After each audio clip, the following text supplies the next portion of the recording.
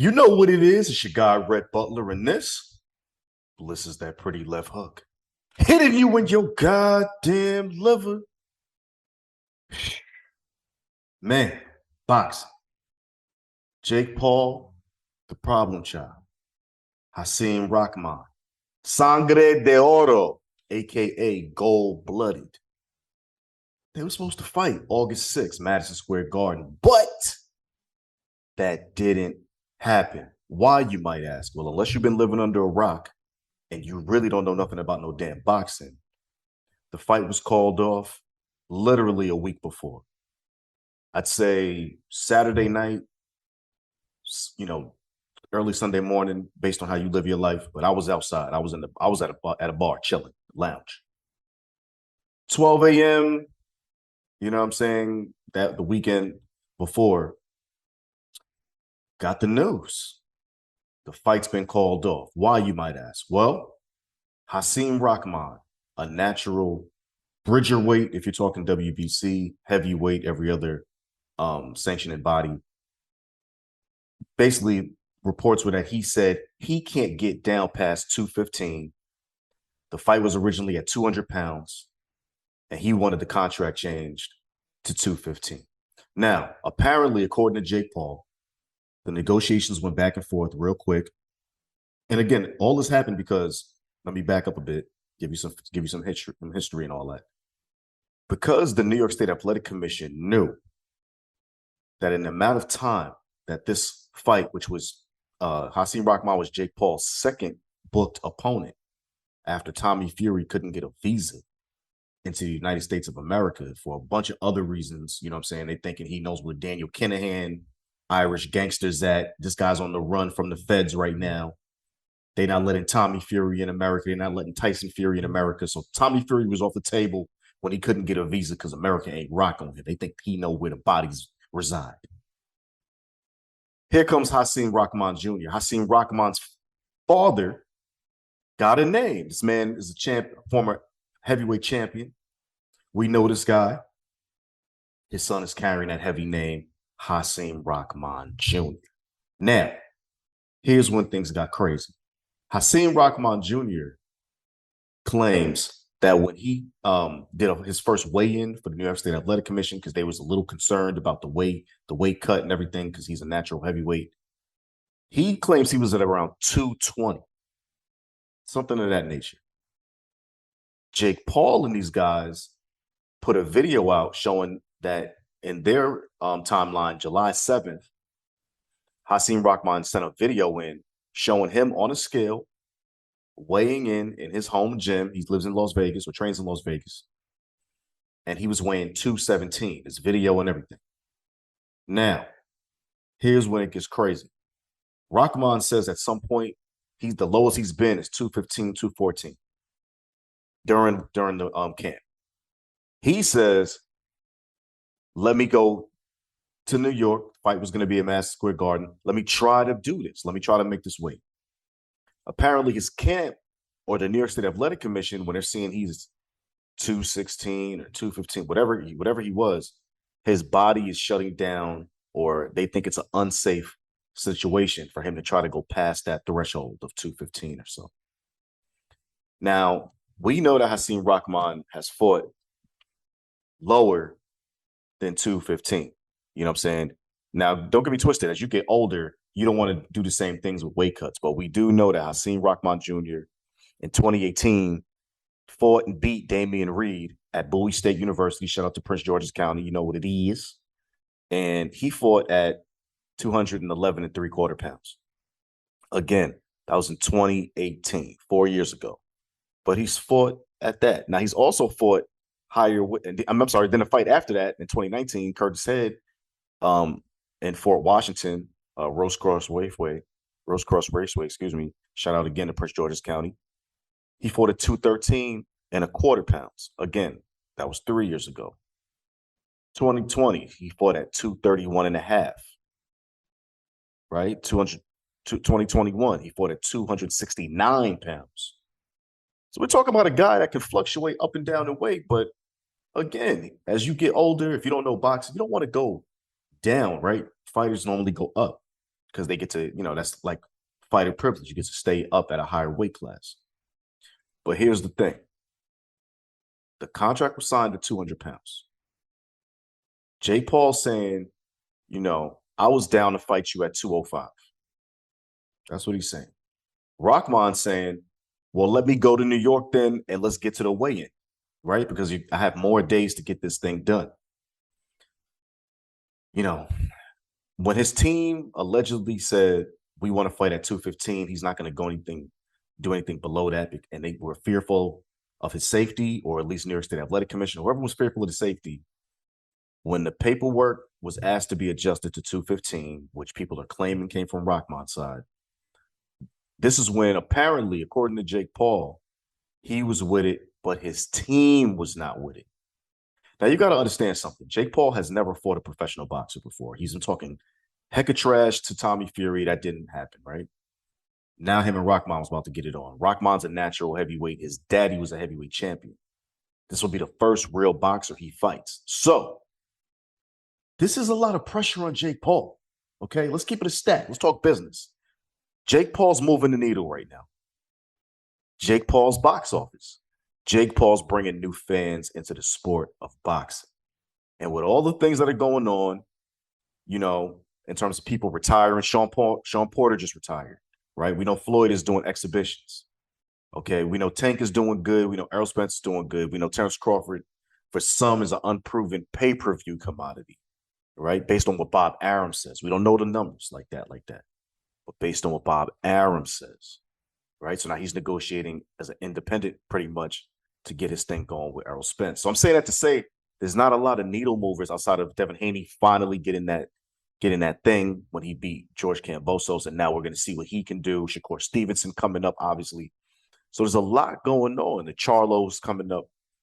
But in terms of people that's making it happen, selling tickets, selling pay-per-views, Jake Paul's one of these guys, and only 5 fights, and he's never fought a pro boxer before. So to that end, got to protect the package, right? If you're on Jake Paul's team, Most Valuable Promotions, you're probably like, bro, first of all, it's a risk fight in a heavyweight anyway. Secondarily, if we have to let my man, who they claim he walks around at 195, max 200, or that he would have to gain weight to reach 205 and be at a disadvantage, he might be slower. So they're trying to say, in essence, that tips the scales in Rahman's favor because he's a heavier man. Okay. Now, you have other boxers like Ishe Smith and some others on the internet saying, dude, you spar with big guys all the time, or we as boxers spar with big guys all the time. Plus, if we're already talking 200, what's 215? What's 210? So now we're talking about safety, legacy protection, career protection, all of these things come into play, right? This is when the politics come into play. Mind you, there's nothing political about a 15, 20-pound plus man putting his body weight on you while giving you them pretty left hooks, right? However, there are clips where Jake Paul stepping to other established promoters like Eddie Hearns saying, bring anybody, any weight, I'm with it. Now, we all know this is conjecture. He's playing games. That's fun, right? It's fun to get the internet on fire. This is a social media guy, but it's out there.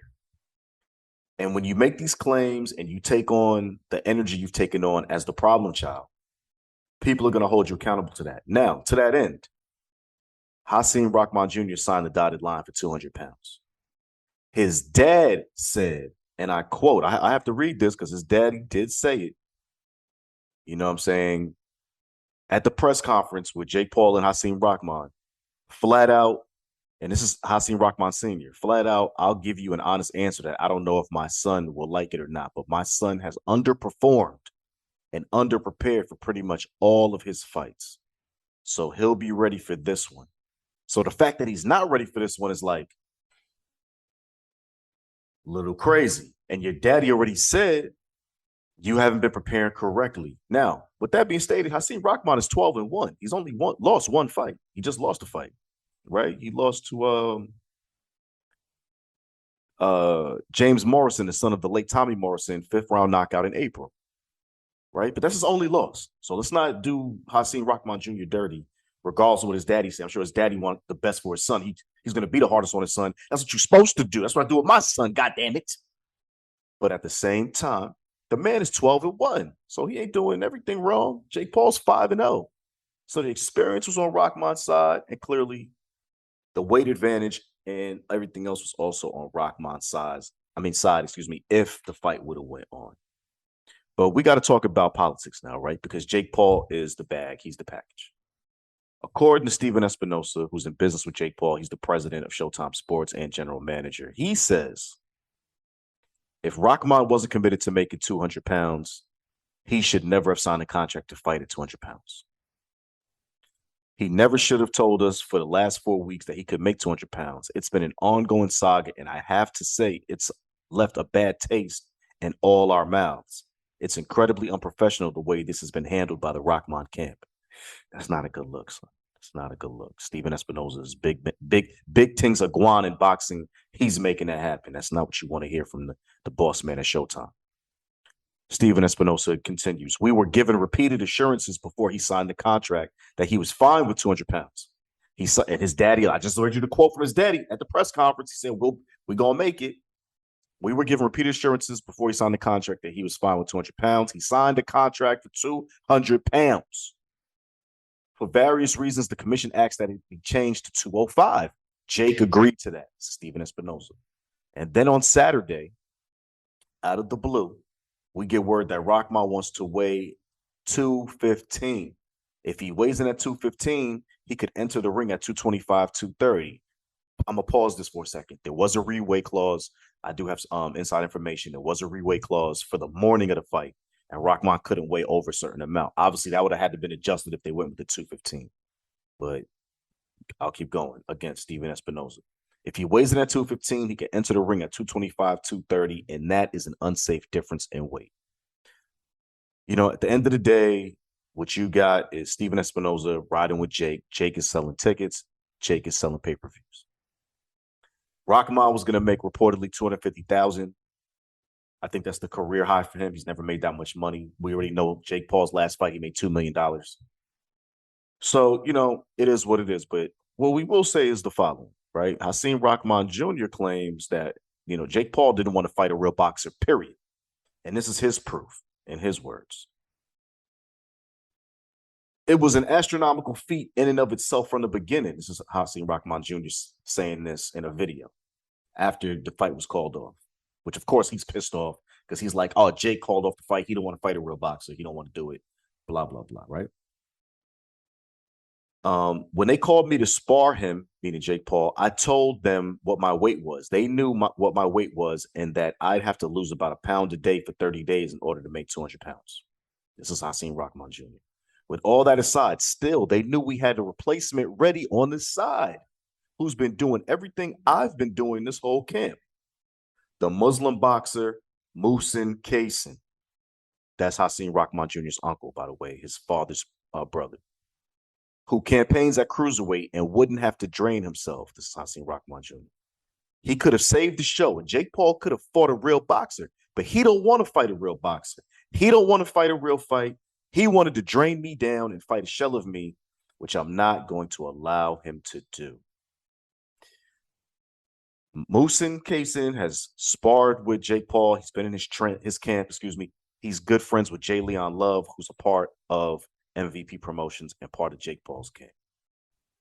These guys are all friends. They know each other and all that good stuff. Muhsin Kaysen apparently was ready to go. He fights naturally at cruiserweight. Would he have been ready in a week's notice? I don't know, but Hasim Rahman is claiming my uncle was ready to go. He's been training with me. He's ready. He's on weight. He's whatever, right? Now what we have is a war of words where the people are going to have their own opinions. What we do know is that Jake Paul has been very successful against non-boxers. What we do know is in this fight, Jake Paul could have been tested by a real boxer. It could have been a situation. Now, the fact that this didn't happen, we don't know what's going to happen next, but we know he's been angling for a fight against Conor McGregor, who I believe would still have to ask Dana White from the UFC if he can do something like that. Of course, Dana let him fight Floyd Mayweather in the past, but Dana has already said he's not feeling Jake Paul at all, so he probably ain't with it. But Jake Paul, what I will say is this, right? You got to respect Jake Paul's gangster. You got to respect the fact that Jake Paul is the one moving the needle, selling the tickets. The intrigue is all about, can he continue this campaign of knocking people out and rise up the ranks and do what he said he wants to do, which is eventually get a belt in the cruiserweight division. He's actually saying he wants to fight Canelo. He wants to fight all these people. For Hasim Rahman Jr. was a good opportunity for you. Now that that's a wrap, you know, you got a lot of other boxers stepping in, trying to explain from a boxer's perspective why Jake was wrong. You got Jake trying to explain why Hasim and them, you know, they felt like they wasn't playing the game fair from the very beginning. Right now, we're in a war of words, and the only winner is going to be Jake Paul. I'm going to tell you why. He's the one everybody wants to see. He's box office. He's bringing Amanda Serrano with him. He's doing a lot for other boxers, advocating, going hard at Dana White for his pay scale with the UFC. He's aligned with Showtime Championship Boxing. There's a lot going on with Jake that's not going to derail what Jake got going on. So the Hasim Rahman, we wish we could have seen it because you got that name of your dad, and you definitely have more in-ring experience. So it would have been a real testy fight, nice and spicy and all that. But it ain't gonna happen. Will Jake Paul ever face a real boxer? I don't know. But what I will tell you is this: we're gonna keep watching. The shenanigans stay afoot when it comes to Jake Paul, but it's all good because you know what it is.